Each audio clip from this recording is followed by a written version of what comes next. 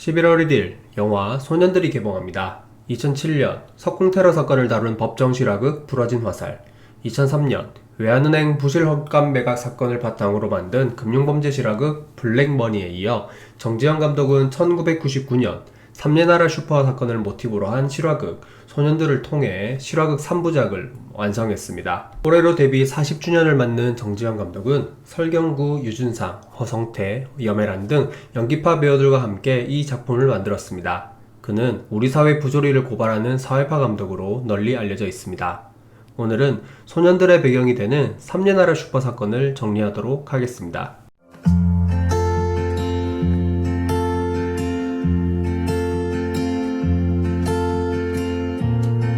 안녕하세요, 봄입니다. 당초 정지현 감독은 2000년 8월 발생한 약촌오거리 사건을 영화하고자 작업 중이었습니다.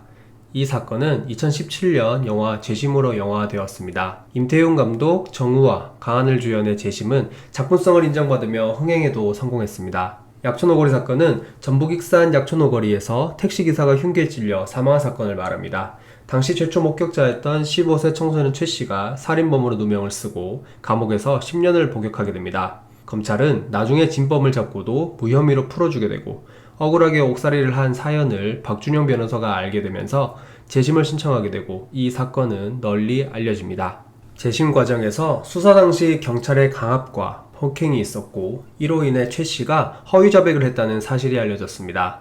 결국 사건 발생 16년 만에 최 씨는 살인 혐의 무죄 판결을 받았습니다. 그는 현재 가정을 꾸리고 두 아이의 아버지가 되어 평범하게 살고 있습니다. 자신이 준비하고 있던 사건이 먼저 영화화되자 정지현 감독은 삼례나라 슈퍼 사건을 영화화하기로 결정하였고 그 결과물이 이번에 세상에 공개되는 것입니다. 삼례나라 슈퍼 사건은 1999년 2월 6일 새벽 전북 완주군 삼례읍의 한 슈퍼에 3인조 강도가 침입해 70대 할머니를 숨지게 한 사건을 말합니다. 3인조 강도는 슈퍼 주인이었던 76세 할머니 입을 테이프로 막아 숨지게 하고 현금과 폐물 등 총 254만원 상당을 훔쳐 달아났습니다. 관할 전북 완주경찰서는 사건 발생 직후 수사에 착수했습니다. 경찰은 사건 발생 9일 뒤 인근 마을에 살고 있던 19세에서 20세 선후배 3명을 용의자로 지목했고 이들은 범행을 자백했습니다. 3내 3인조 중 2명은 지적장애인이었습니다. 한글조차 제대로 못 쓰는 이도 있었습니다.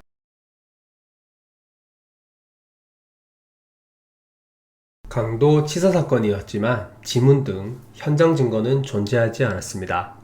증거는 범인들이 20대 초반이며 경상도 사투리를 쓴다는 피해자 가족 진술뿐이었습니다. 강압적인 수사 과정에서 허위 자백을 받아낸 경찰은 전주지검으로 이들 3례 3인조를 송치했고 전주지검 역시 강도치사 혐의로 기소했습니다.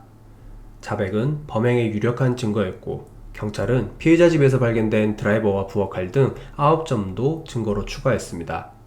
사건은 일사천리로 진행되었고 구속 8개월, 검사기소 7개월 만에 이들의 형은 대법원에서 확정되었습니다.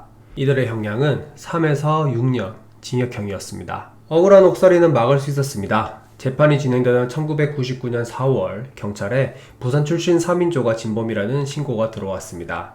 당시 경찰은 다 끝난 사건이라 했고 제보자는 전에 교도소에서 알았던 선배와 내 친구들이 한 범행이라고 털어놓았습니다. 같은 해 11월 부산지검이 제보를 받고 진범으로 추정되는 3명을 체포까지 했습니다.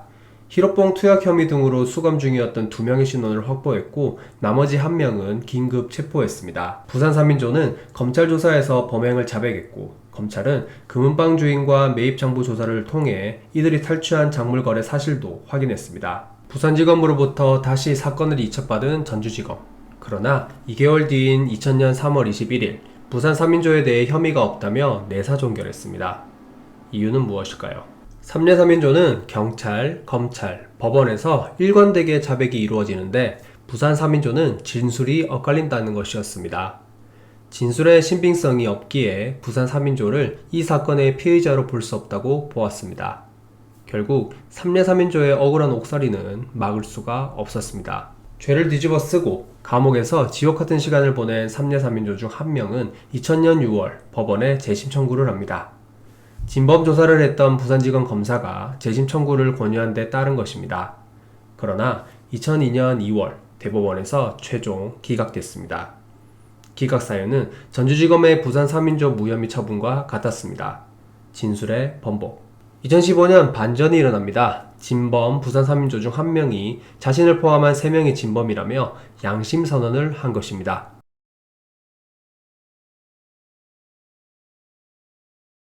법원은 재심을 받아들였습니다. 진범의 증언이 반전 계기를. 재심 과정에서 경찰이 1999년 현장 검증 당시 삼례 3인조를 폭행하며 행위를 강요한 영상이 등장했고 이것이 결정적인 근거가 되었습니다. 2016년 11월 삼례 3인조의 무죄는 확정되었습니다. 17년 동안 살인범으로 살아야 했던 세 사람의 누명이 마침내 벗겨진 것입니다. 삼례 3인조는 국가를 상대로 손해배상 청구 소송을 내 승소했고 과거 전주지검 수사검사였던 최 변호사에게도 동일한 소송을 내 승소했습니다. 지난 2022년 3월 삼례 3인조를 기소하고 진범을 무혐의 처분한 당시 주임검사 최 변호사는 피해자들에게 고개 숙여 사과했습니다. 사건 발생 당시 19세와 20세에 불과했던 삼례 3인조는 불혹을 넘겼고 30대였던 검사는 환갑의 변호사가 되어 이들 눈앞에서 용서를 구했습니다.